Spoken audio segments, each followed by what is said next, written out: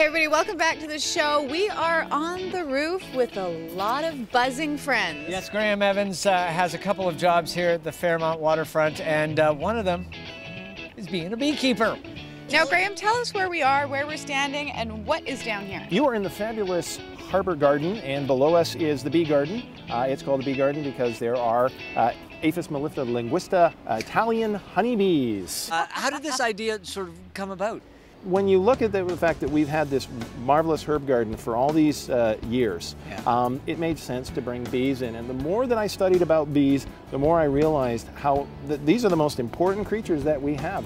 On the planet. On the planet. Period. And Graham, how did you end up being the beekeeper? Is this something that you had a past in, or is this like, hey you? Hey, well, it was... Were you head of housekeeping at the time? I was the director of housekeeping at the time, and so what they said, well, it's your idea, so we want you to embrace that idea and 500,000 bees at the same time. 500,000? 500,000. Are you kidding? I'm not kidding.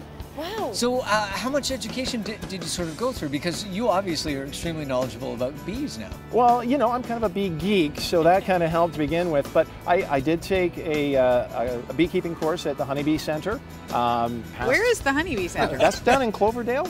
And so awesome. they at the time they were doing certification courses, so I took my certification course, passed my written exam, passed my physical exam. And did you get stung? I did not that time.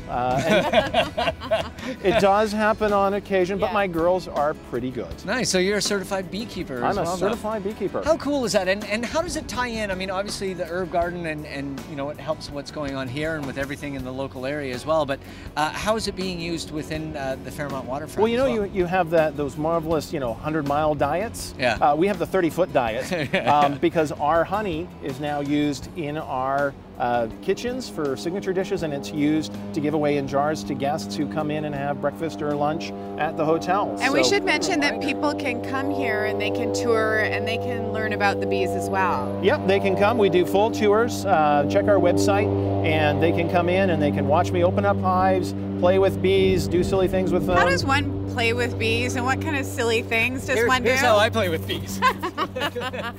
So some of the things that we do is male bees do not have stingers. So we will do things. Yes, I know. But on the good news, they don't do any work, and really all they do is eat and have a good time. All so right, man.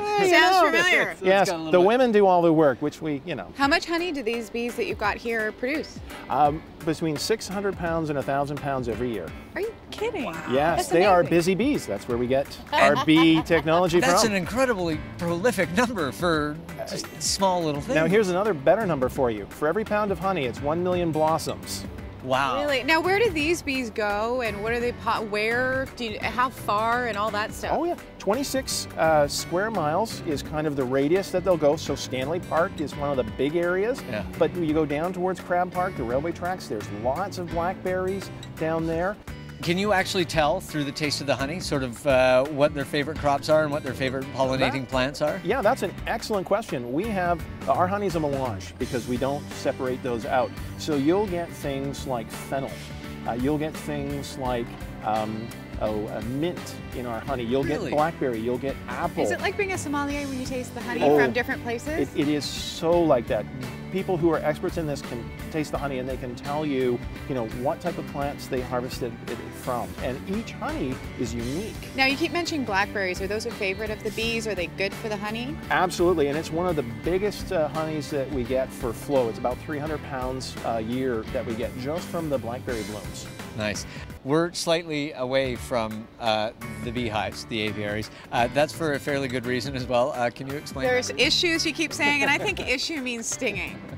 Issue would be stinging, but on the bee's point of view, it would be stinging and then perishing. 8 feet is the safe distance from a beehive. And bees are attracted to motion, they're attracted to dark color, they're attracted to CO2.